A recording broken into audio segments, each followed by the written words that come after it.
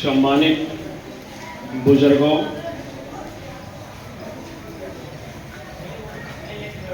माँ और बहनों, नौजवान साथियों, आज आपके गांव भगवानपुर में जो जन जागृति अभियान के तौर के ऊपर कैंडल मार्च निकालने का कार्यक्रम है। कल गांव रामगढ़ ने ये कार्यक्रम किया था। हम लोग सुबह गए थे कि रामगढ़ भगवानपुर अस्पताल बनाओ संघर्ष कमेटी का न्योता आया था नूह से। नूह में किसानों की बहुत बड़ी पंचायत थी अपने मसलों को लेकर। तो भाई अनिल और मैं और आपके पूर्व सरपंच कुछ लोग वहाँ शामिल हुए थे। वहाँ जाने के बाद जो हमें एहसास हुआ कि रामगढ़ भगवानपुर का संघर्ष की आवाज़ वहाँ स्टेज के ऊपर थी।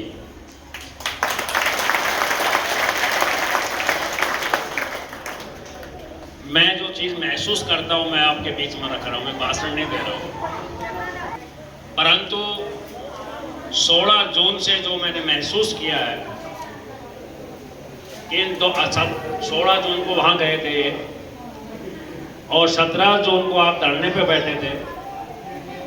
जिस दिन आप वहाँ महल में गए थे, उस दिन से आज तक मैंने जो महसूस किया है वो ये है कि काम दो हैं परंतु इनका दिल एक है।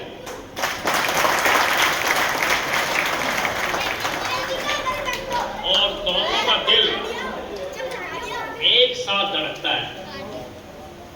मैं समझता हूं कि दुनिया में ऐसे गांव की कोई मिसाल नहीं मिलेगी,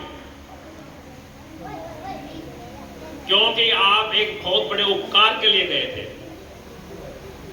इस जमाने में किसी का उपकार करना सबसे बड़ी चीज है, सबसे बड़ा धर्म है।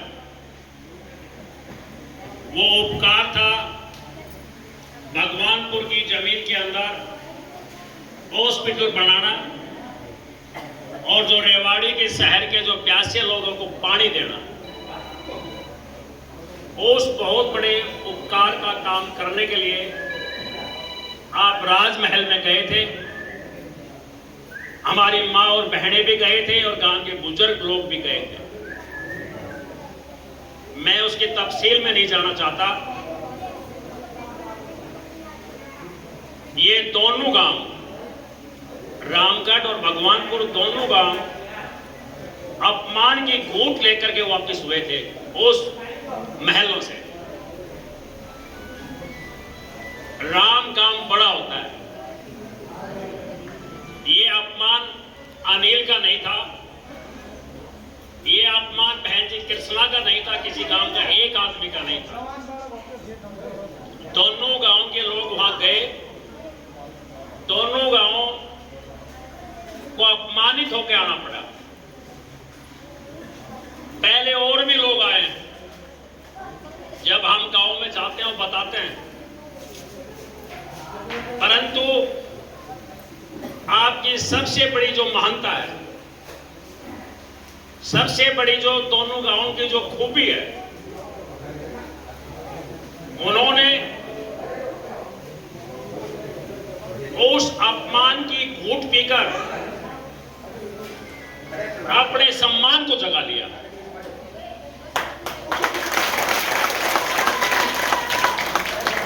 और केवल रामगढ़ भगवानपुर गांव ने अपने सम्मान को नहीं जगाया, आपने तमाम इलाका के लिए उस सम्मान को जगाने का रास्ता भी खोल दिया। ये सबसे बड़ी उपलब्धि है।